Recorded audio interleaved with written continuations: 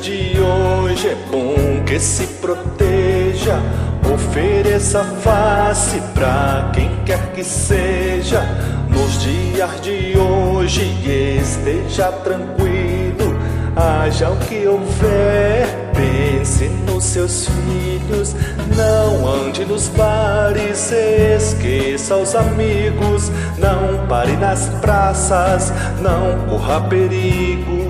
Não fale do medo que temos da vida, não ponha o dedo na nossa ferida.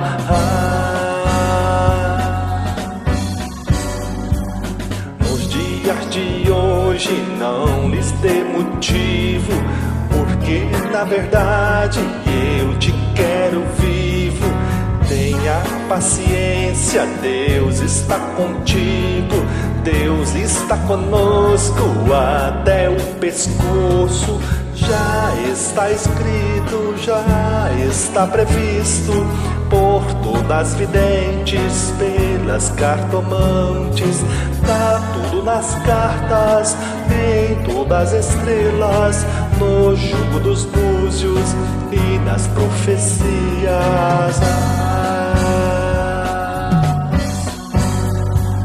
Cai o rei de espadas, cai o rei de ouros, cai o rei de paus, cai, não fica nada.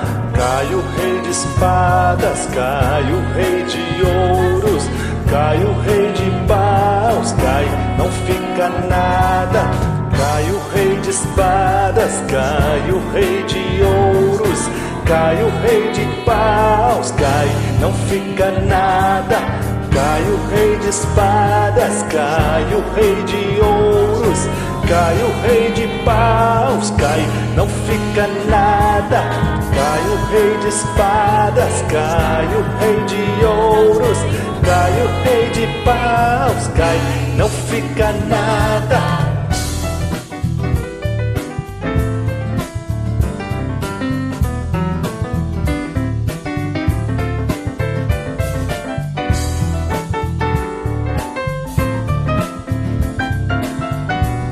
Olá, meus prezados, minhas prezadas do 10º período B da Faculdade Evangélica de Goianésia.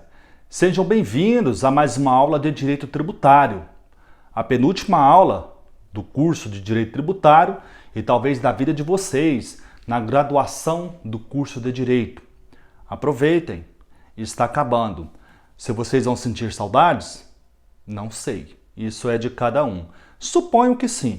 Aula de direito tributário é algo muito divertido, que te coloca para cima, então aproveitem, está acabando, ok? Sem mais delongas, agora falando sério. A extinção do crédito tributário está regulamentada nos artigos 156 a 174 do Código Tributário Nacional. Talvez é um dos temas que tem o maior número de detalhes no direito tributário. São várias as hipóteses de extinção do crédito tributário e todas elas com muita discussão na doutrina e na jurisprudência, conforme veremos. Na tela, artigo 156. Extinguem o crédito tributário. Inciso 1, o pagamento. Inciso 2, a compensação. Inciso 3, a transação.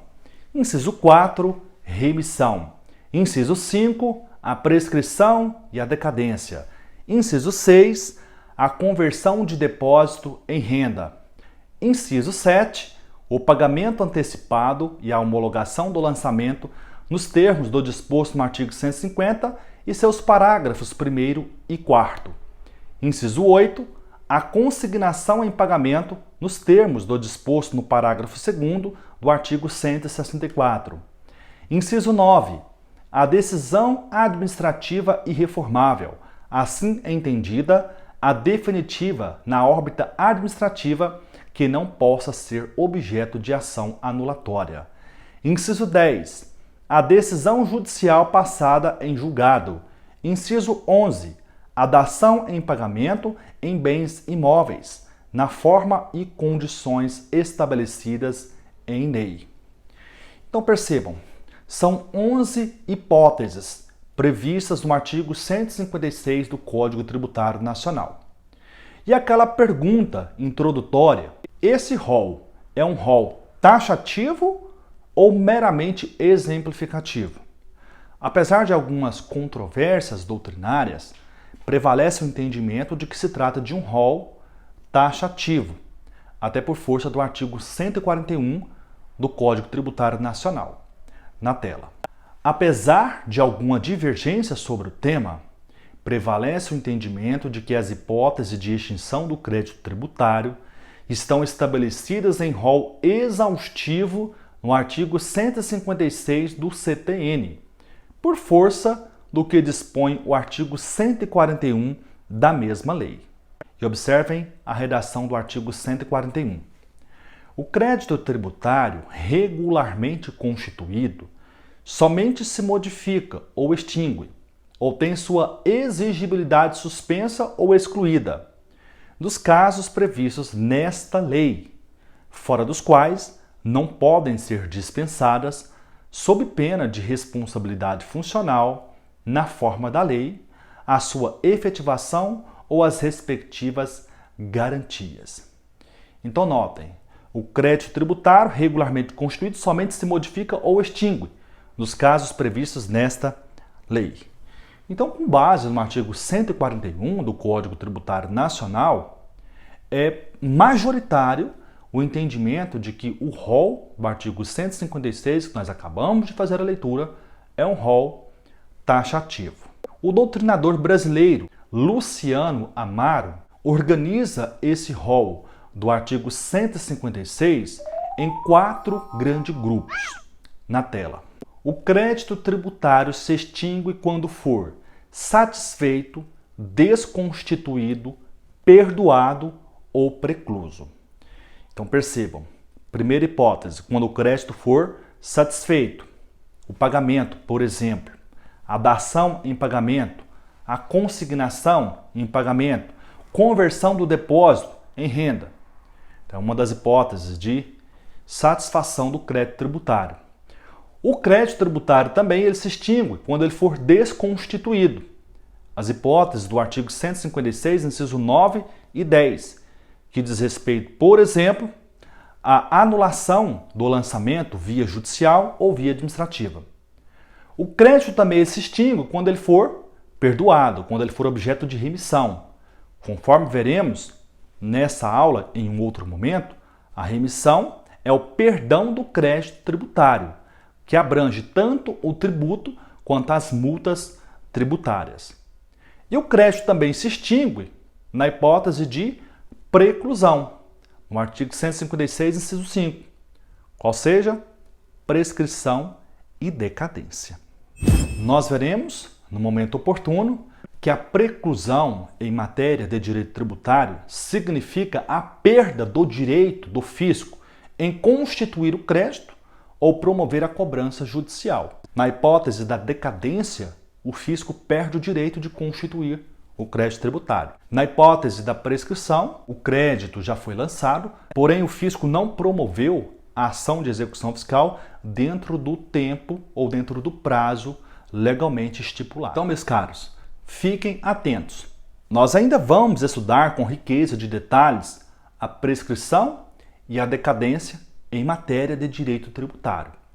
O marco temporal que distingue a fluência de um prazo do outro é o lançamento.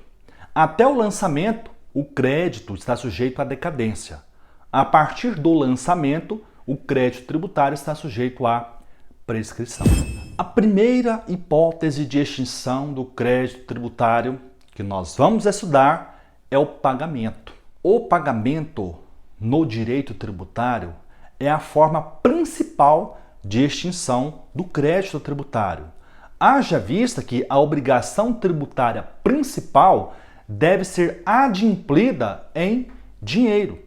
Em regra, o Código Tributário prevê outras hipóteses de adimplemento, como, por exemplo, a dação em pagamento de bens imóveis, que nós estudaremos nesta aula. Mas a regra e a preferência é que o pagamento seja feito em dinheiro. E vocês vão perceber que o Código Tributário Nacional, a Lei Ordinária 5.172 de 66, recepcionada como lei complementar pela Constituição de 67, pela Emenda 1 de 69 e, por fim, pela Constituição de 88, é uma lei relativamente antiga e prevê alguns institutos bastante arcaicos que hoje já não faz tanto sentido como fazia na época da edição do Código Tributário Nacional. Entretanto, por não ter sido revogado, é necessário conhecimento desses dispositivos. Na tela. O pagamento é a principal forma de extinção do crédito tributário. Em regra, o pagamento é realizado em moeda corrente. Contudo, o CTN admite o pagamento em cheque, vale postal, estampilha, papel selado e processo mecânico. Eu trouxe para vocês, nos slides seguintes, a definição dos principais institutos apresentados nesse slide, na tela. Vale postal é uma ordem de pagamento realizada por intermédio da empresa de correios. Estampilha e papel selado são selos adquiridos do fisco após a entrega de dinheiro para comprovar a quitação da dívida trabalhista. Processo mecânico é a autenticação fiscal que atesta pagamento de tributo. E notem, meus caros, o artigo 162 do Código Tributário Nacional traz uma série de regras referentes à estampilha, a papel selado, vale postal. São regras que têm valor meramente histórico. Você precisa conhecer esses dispositivos para fazer uma boa prova de direito tributário. Na prática, confesso, são dispositivos bem obsoletos. Mas não deixe de ler o artigo 162 do Código Tributário Nacional. Uma observação importante é que o crédito tributário abrange tanto o tributo quanto a multa. Entretanto, você não deve confundir. A multa tributária, que é uma penalidade pecuniária, ela pode ter sido aplicada em decorrência, por exemplo, do descumprimento de uma obrigação tributária acessória. O sujeito passivo, por exemplo, tem a obrigação de escriturar alguns livros fiscais. Se não o fizer, estará sujeito a uma penalidade pecuniária, a chamada multa tributária. Ocorre que o pagamento da multa tributária não afasta, não suprime o cumprimento da obrigação acessória. Na tela. O pagamento da multa não ilide o pagamento integral do tributo.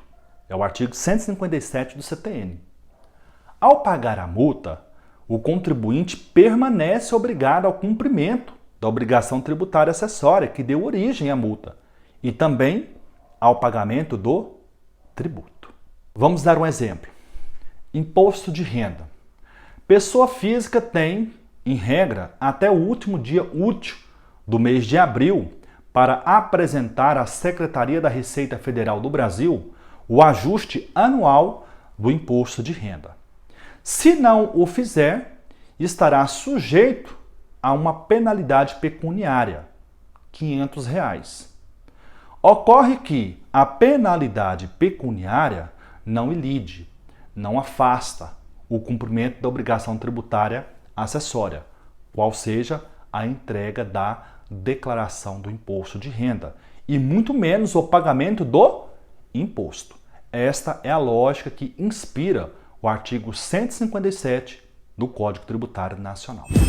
É importante que você perceba que o direito tributário não convive com as presunções civilistas de pagamento. Por exemplo, se um determinado contribuinte efetua o parcelamento, que, como vocês sabem, é a hipótese de suspensão da exigibilidade do crédito tributário e efetua o pagamento da última parcela, não há que se presumir o pagamento das anteriores. Do mesmo modo, se um contribuinte efetua o pagamento do IPTU relativo a um determinado imóvel, não se presume que os outros imóveis estão com os IPTUs devidamente quitados. Na tela. Não há presunção de pagamento no direito tributário. Se o sujeito passivo paga a última prestação de um crédito tributário parcelado, não se presume que as demais foram pagas. Do mesmo modo, ao pagar um tributo, não se presume que outros créditos relativos ao mesmo ou a outro contribuinte tenham sido pagos. Exemplo: o contribuinte que possui 2 apartamentos na cidade do Rio de Janeiro. Ao quitar o IPTU de um dos apartamentos, não se presume que o IPTU relativo ao outro imóvel tenha sido pago. É o que estabelece o artigo 158, incisos 1 e 2 do Código Tributário Nacional. A obrigação tributária é uma obrigação quesível ou uma obrigação portável? Aliás, o que é obrigação quesível? O que é obrigação portável? No próximo bloco. Até já!